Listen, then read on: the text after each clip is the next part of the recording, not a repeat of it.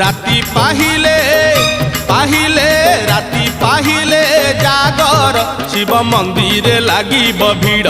हइलो शिव मंदिर लागिब भीड़ राति पाहिले जागर शिव मंदिर लागिब भीड़ हइलो शिव मंदिर लागिब भीड़ पहिली दर्शन पहिली घर्षण पहिली दर्शन पहिली घर्षण पहिली पंडा पहिली धंडा पहिली भोग पहिली जोग पहिली भक्त बड़ राति पाहिले पाहिले राति पाहिले जागर शिव मंदिर लागिब भीड़ हइलो शिव मंदिर लागिब भीड़।